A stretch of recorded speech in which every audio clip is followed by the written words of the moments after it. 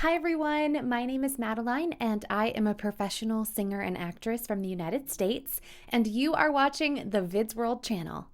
So I've been on here a couple times now. I have done a live video reaction to Geography Now India and Geography Now Pakistan, and today I thought it would be super fun to come back because I love this series and do Geography Now Bangladesh.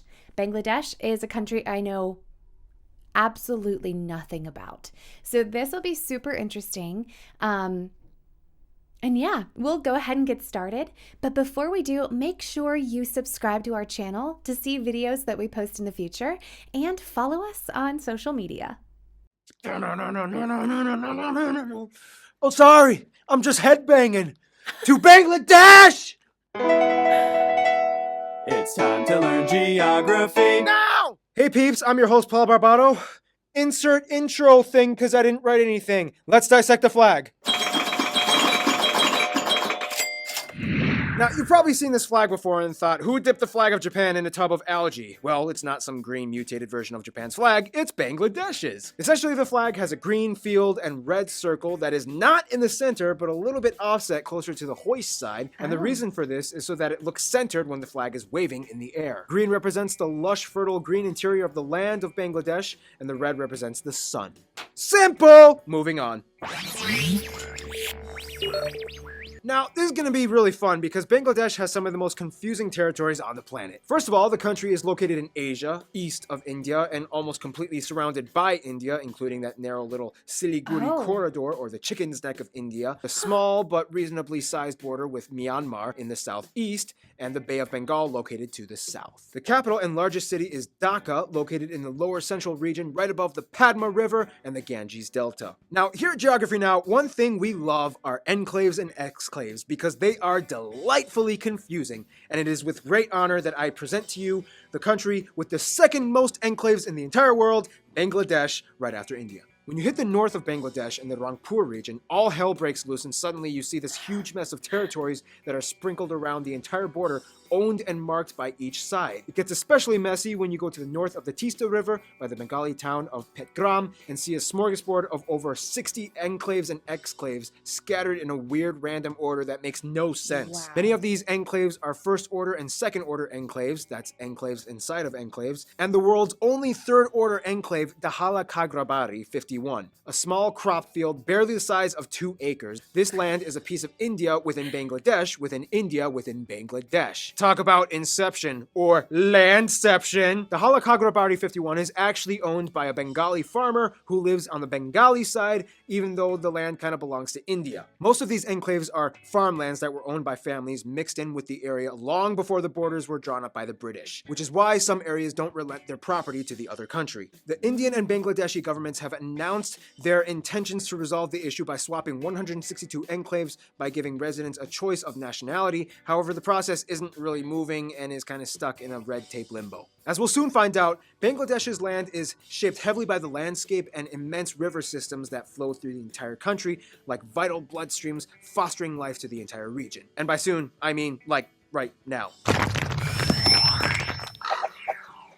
Last time we learned about Bahrain and found out that some countries have a problem getting water. Well, Bangladesh kind of has the complete opposite problem, and they have too much water. One thing you have to understand is that Bangladesh's largest resource is their rivers. In fact, the Bengal Delta is the largest delta in the world, and the country has more transboundary rivers than anywhere else at 58. This means that they share rivers with both India and Myanmar. Altogether, though, Bangladesh has about 700 main rivers, the largest ones being the Padma, or better known as the Ganges in India, and the Jamuna, or the Brahmaputra. This is actually pretty impressive considering that Bangladesh is only about half the size of the UK. Now, because of all the rivers and the silt deposits, natural irrigation and land cultivation is amazing. Bangladesh is an ecological gem. In fact, some of the most fertile soil in the world is found in Bangladesh, allowing them to grow thousands upon thousands of different crops, plants, and orchards. One thing they're especially known for growing is jute. I actually had no idea what jute was prior to making this video, and then I found out it's actually the stuff they use to make ropes and burlap. See? I'm just like one of you! I'm learning!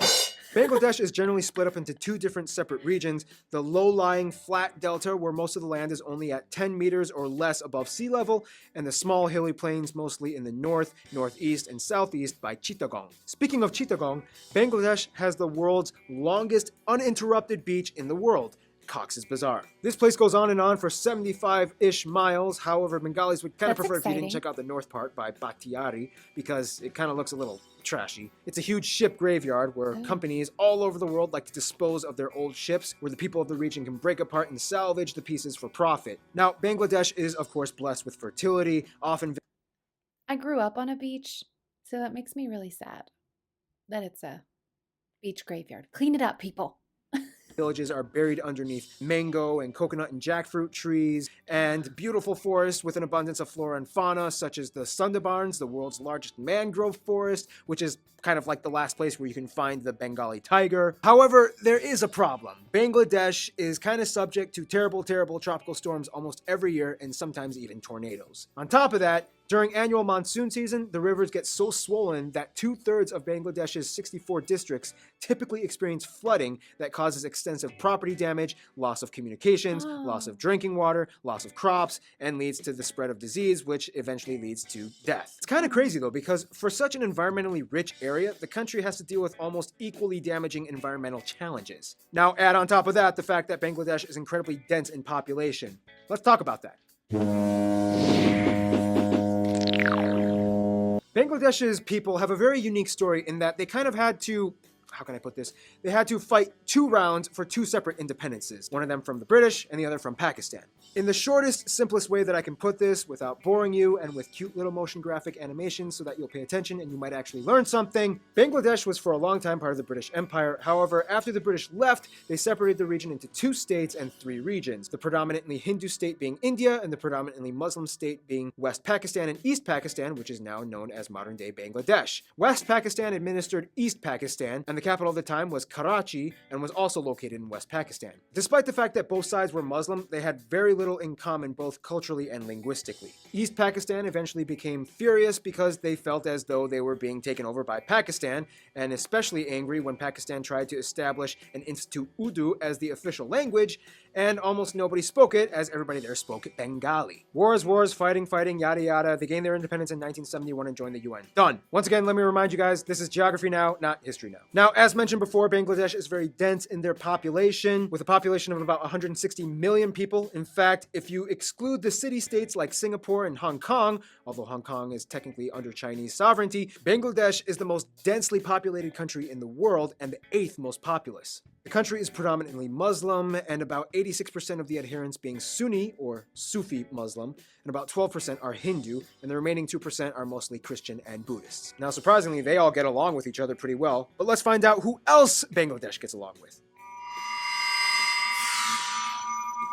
Now, Bangladesh tries to maintain good ties with pretty much every country in the world and doesn't really typically choose sides when it comes to major world powers. Nepal is like a tactical friend to Bangladesh, and it's mostly based on strategic agreements. Nepal does good business, and Bangladesh gives them access to the ocean. The Maldives likes to hire Bengali people for work, especially with their huge tourism sector. About 40,000 Bengali workers live in the Maldives. For Sri Lanka, the first king was said to have ancestors from Bangladesh, and the Bengali Buddhist community has sent Sri Lanka a gift from what are allegedly a few strands of Buddha's hairs and are worshipped objects on Poya Day, a Buddhist holiday, in Sri Lanka. Now, Myanmar has generally good relations with Bangladesh. However, there's a little controversy over the Rohingya people, a Muslim tribe living in the north part of Myanmar that are being attacked and persecuted by radical extremist Buddhists living in the area. That's right, you heard me.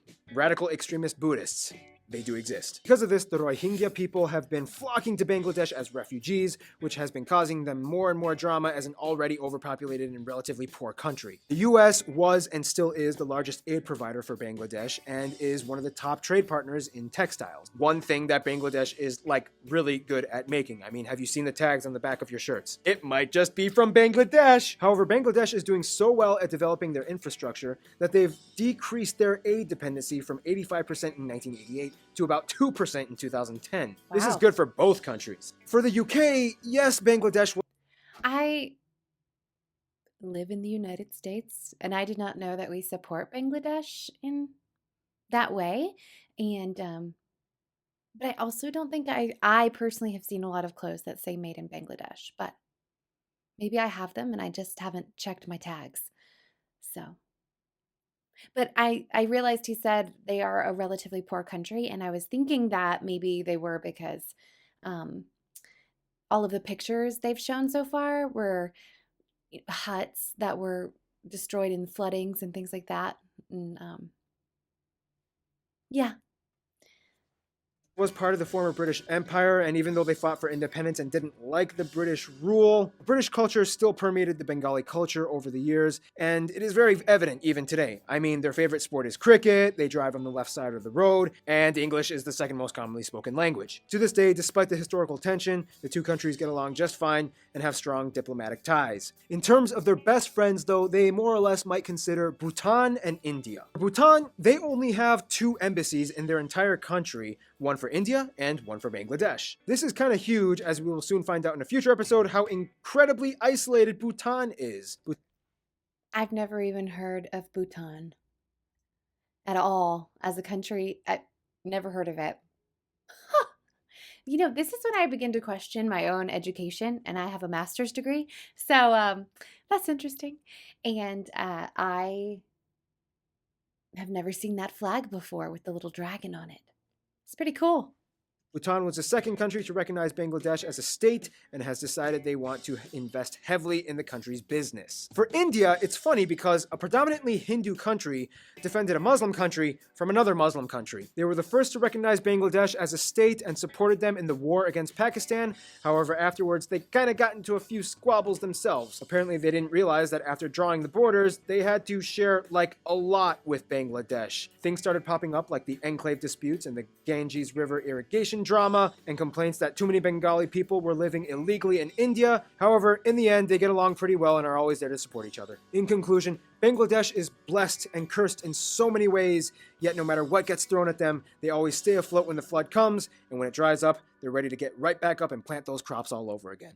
Stay tuned, Barbados is coming up next. Ooh. Hey peeps, just want to say thank you to all the Patreon patrons on Barbados. That sounds like fun. This is super cute. I always love this series. I love all of the little animations and just the fun ways that it makes geography, not history now, geography now, more interesting and easily digestible so that you feel like you're actually getting something from it. And this episode was, I think, less overwhelming than both the India and the Pakistan videos that I viewed before. Like, this was an easy watch. It was 10.5 minutes. The other ones were like 20 plus minutes long. I had so much fun watching Geography Now Bangladesh with you today, and I hope you enjoyed it too. Give it a thumbs up if you did, and leave a comment down below if you have your own experience with Bangladesh, or if you have a recommendation for what we should react to next. You can support us on Buy Me a Coffee and Patreon, and you can also hit that super thanks button just to show us a little extra support if you want. I hope you guys have a great day. Bye!